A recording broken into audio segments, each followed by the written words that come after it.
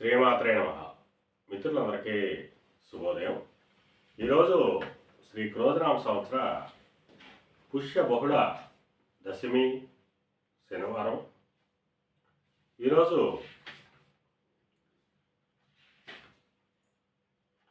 క్షమించాలి, ఏకాదశి శనివారం. ఈరోజు జ్యేష్ఠ నక్షత్రం. ఈరోజు జనవరి 25, 2025 తేదీ శనివారం. ఈరోజు దుర్ముహూర్తం ఉదయం 8:07 వరకు ఉంది.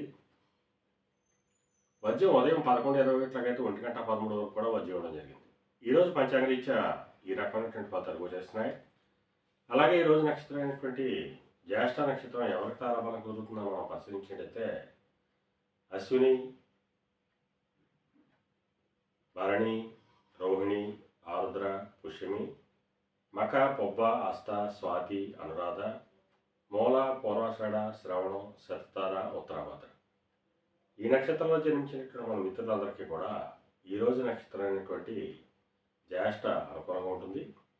అందువల్ల ఇప్పుడు చెప్పినటువంటి నక్షత్ర జాతకులందరికీ ఈరోజు శుభకరంగా ఉండే అవకాశం ఉంటుంది.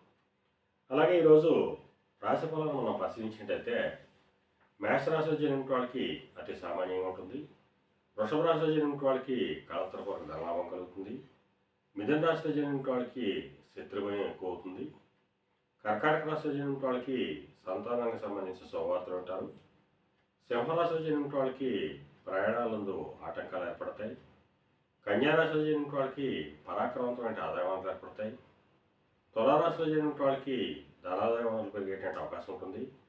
వృశ్చిక రాశిలో జన్మించిన వాళ్ళకి ఆరోగ్యం చేకూరుతుంది. ధనురాశిలో జన్మించిన వాళ్ళకి అతి సామాన్యంగా ఉంటుంది. కర్కాటక రాశిలో జన్మించిన వాళ్ళకి చేసేటువంటి వ్యాపారాలు లాభసాటిగా సాగేటువంటి అవకాశం ఉంటుంది. కుంభరాశిలో జన్మించిన వాళ్ళకి నిరుద్యోగులకు ఉద్యోగ అవకాశాలు పెరుగుతాయి. ఉద్యోగస్తులకు ప్రమోషన్ కానీ ఇంక్రిమెంట్ కానీ వచ్చేటువంటి అవకాశం ఉంటుంది. మేన రాశిలో జన్మించిన వాళ్ళకి పితృవాయిస్తానికి సంబంధించి శుభవార్తలు అంటారు. పితృవర్గీయులతో ఉన్నటువంటి విభేదాలు విరోధాలు కూడా తొలగిపోయేటువంటి అవకాశం ఉంటుంది. ఈరోజు ద్వాదశ రాశి యొక్క ఫలితాలు ఈ రకంగా తెలియడం జరిగింది. అలాగే ఈరోజు పాండిత్యంచే ధనార్జించిన వాళ్ళకి అనగా పండితులకు కానీ, లాయర్లకు కానీ, లేఖర్లకు కానీ, ఆడిటర్లకు కానీ, విలేకరులకు కానీ ఈరోజు మిక్కిలి శుభదాయకమైన లాభదాయకమైన అవకాశం ఉంది. సంస్థ ఆయుధ వ్యాపారంగా ఉన్న వాళ్ళకి కానీ, పాతిని వ్యాపారం చేసిన వాళ్ళకి కానీ, బంగారు వర్తకులు కానీ, బంగారు ఆభరణాలు తయారు చేసిన వాళ్ళకి కానీ, శానిటరీ వర్తకులు కానీ, సిమెంట్ వర్తకులు కానీ ఈరోజు మిక్కిలి శుభదాయకమైన లాభదాయకమైన అవకాశం ఉంది. అలాగే మత్తుపాన క్రయ విక్రయాలు చేసిన వాళ్ళకి కానీ, వైద్య రంగంలో ఉన్న వాళ్ళకి కానీ, జీవ సంబంధ వ్యాపారాలు చేసిన వాళ్ళకి కానీ ఈరోజు మిక్కిలి శుభదాయకంగానూ లాభదాయకంగా అవకాశం ఉంది. ఈరోజు పంచాంగరీత్యా ఈ రకమైనటువంటి ఫలితాలు గోచరిస్తున్నాయి.